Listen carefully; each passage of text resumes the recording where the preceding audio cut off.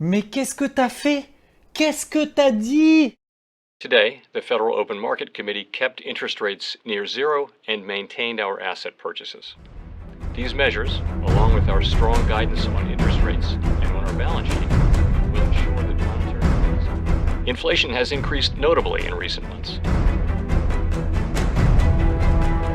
continuing to increase our holdings of Treasury securities by at least $80 billion per month.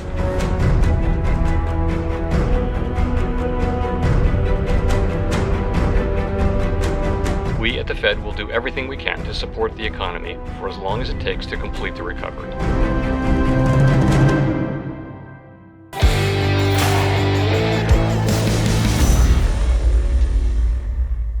Bam! Gros changement de psychologie sur les marchés après le rendez-vous de la semaine de la Fed. On s'attendait pas à de changement radical de la politique monétaire, des taux bas encore jusqu'en 2023, 120 milliards de dollars par mois, mais le marché voulait pouvoir lire entre les lignes. Ils ont commencé à parler à réduire le quantitative easing, mais surtout la remontée des taux. C'est ce qu'on appelle le tapering. Alors ce qui serait pas mal FT, c'est que cette fois-ci, tu l'écrives correctement, tapering. Et François Thomas, tu es obligé, même si tu n'as pas le temps, parce que tu fais ton concours de machin simulation, je suis meilleur simulateur de vol du monde. Peut-être pour ça qu'il y a, ça touche. Très beau. Tu dois réaliser quelque chose dans cette vidéo, sinon je publie rien. Putain, on peut pas bosser tranquille ici. Et si on regarde tout ça de plus près sous la forme de dot plots, ce qu'en pensent les différents gouverneurs de la Fed, ils étaient presque tous d'accord de remonter les taux qu'à partir de 2023. Et en décembre, ça commençait déjà à passer en 2023. Et aujourd'hui ou presque, on en a beaucoup plus en 2022 et en 2023. Alors bien évidemment, cette remontée des taux devra se faire avec des progrès substantiels de l'économie, mais entre la reprise de la demande, la tension sur les chaînes d'approvisionnement et la levée des restrictions sanitaire, le discours de la Fed est beaucoup plus faucon que colombe. Vol, petit oiseau. Bon, en même temps, il n'y a pas vraiment le choix, parce que ce qui a provoqué vraiment un mouvement d'ampleur, ce sont les prévisions d'inflation en 2021. Ça a été nettement revu à la hausse de 2,4% à 3,4%. C'est donc pas trop négligeable, Ah bah là, les 2% d'objectif d'inflation, on en s'éloigne un petit peu quand même, En clair, elle a pas le choix, elle commence à préparer le marché, et c'est ce qu'elle a fait. Enfin, il a fait. Jérôme. En attendant, les demandes hebdomadaires aux allocations chômage aux États-Unis ont été pires que prévu. C'était grosso modo la seule déception de la semaine, hormis les ventes au détail aux États-Unis, et la production industrielle en Chine. Ça fait plus que juste un truc en fait, ça fait 3 trucs. Et tout ce qui était pas dans le rouge, c'était dans le vert. Pas sûr que ce soit pertinent ce que je viens de raconter, mais j'en profite pour dire que la semaine prochaine, on va manger du PMI, j'espère que t'aimes ça. Jusqu'à présent, les marchés étaient largement corrélés aux injections de liquidités, corrélés, alimentés. Et d'ailleurs, tu le vois ici avec les créations d'emplois en rouge, alors que tous les marchés américains suivent le mouvement. Je crois que c'est la pause babale. Ouh la babale. Oh la babale. Parce qu'on parle inflation, mais là où il y a vraiment de l'inflation, c'est en Turquie. Elle est à 2 chiffres, 16%. La livre turque est donc au plus bas face au dollar, ce qui veut dire que le dollar est au plus haut face à les livres turcs. Coût d'emprunt, 19%. Et même si l'inflation est en train de se stabiliser, voire même se réduire, cela est probablement dû à de nouvelles restrictions sanitaires, un reconfinement quoi, parce qu'il y a une reprise des cas de Covid. Bref, c'est chaud. Ah mais tiens, en parlant de chaud, ce serait pas le point...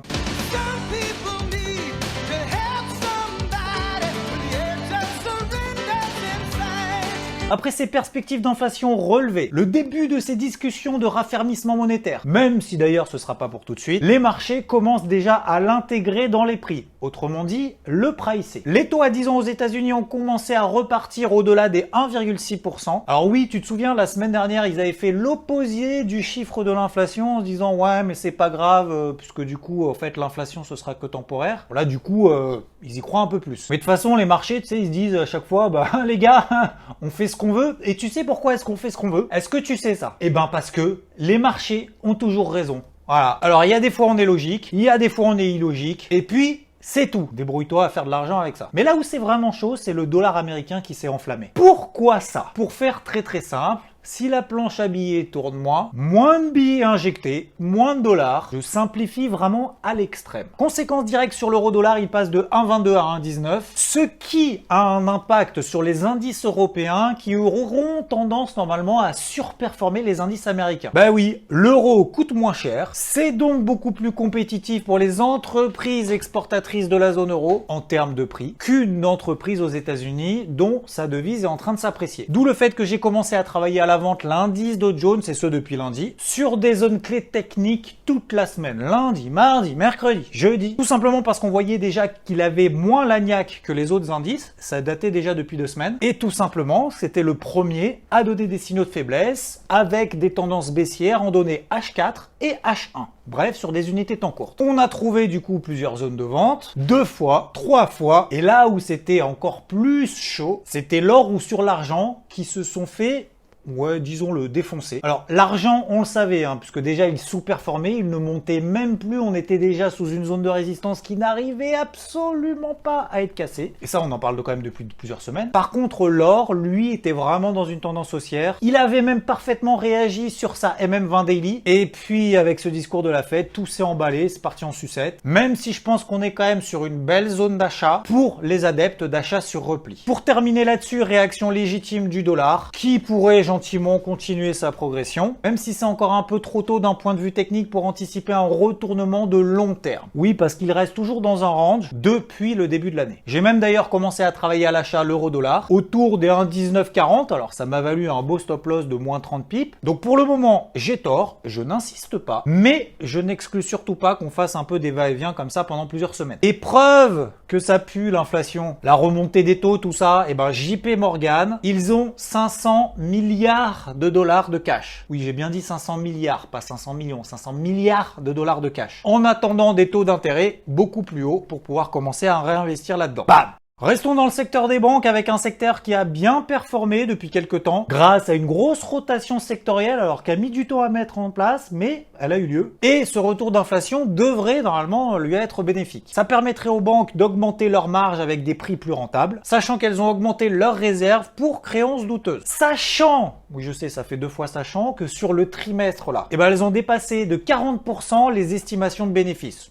Pas mal. Le secteur bancaire est donc à suivre, même si c'est fait un peu défoncer en fin de semaine. Oui, c'est sans doute lié aux échéances sur les options et sur les futurs. C'est les 4 sorcières vendredi. Et peut-être les pessimistes qui s'inquiètent en disant « Ah, s'il y a plus de plan de relance, plus de plan de soutien et tout ça de toutes les boîtes un peu à la limite, il va y avoir des défauts de paiement, de remboursement, tout ça. » Dans notre petite valeur, nous avons eu Metex qui a pumpé. Elle a annoncé ses premières livraisons de PDO, un ingrédient d'origine naturelle à usage industriel et cosmétique. À l'inverse, McPhee s'effondre. Les perspectives de chiffre d'affaires ne sont pas bonnes du tout. C'est pas bon ça les gars. Retard dans les projets, dans les commandes, attentisme de certains acteurs, oui, qui dépendent des financements publics, tout ça, et bam.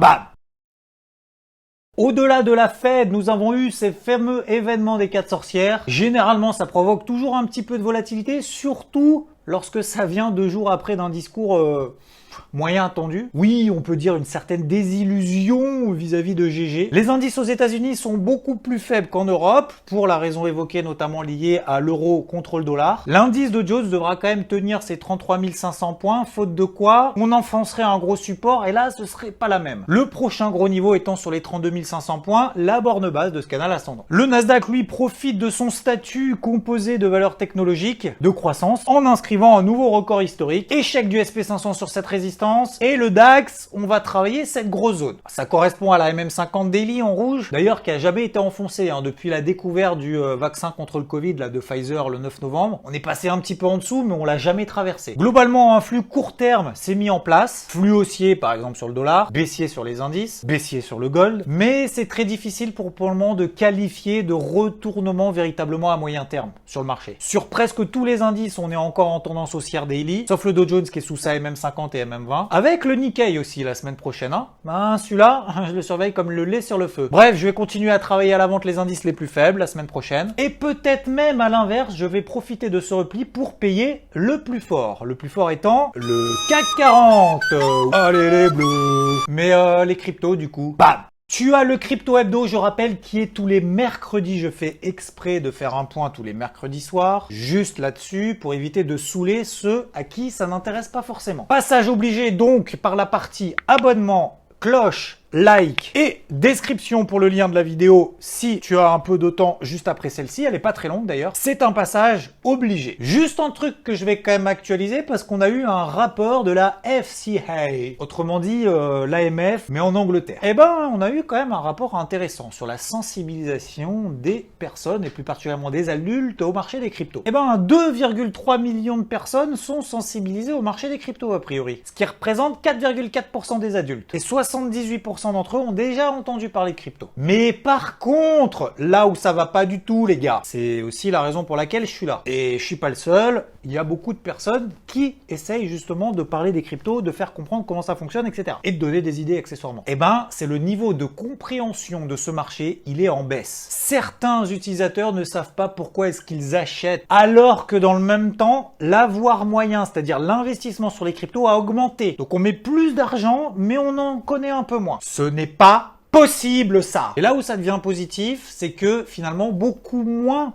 d'entre eux considèrent les cryptos comme un pari. On est passé de 47% à 38%. Et beaucoup plus considèrent le marché des crypto-monnaies comme un investissement alternatif ou complémentaire au marché traditionnel. Et même la moitié d'entre eux compte investir plus prochainement. En conclusion, et ça vaut d'ailleurs aussi bien sur les marchés traditionnels que sur les cryptos, il faut aller à la source, faut travailler, faut croire en son plan, son analyse. Attention au bruit de marché, tout ce qu'il y a sur Twitter, les psychologies défaillantes, l'émotivité et les analyses random. Donc fais un plan simple, un sens, une zone, une direction, une invalidation, un objectif.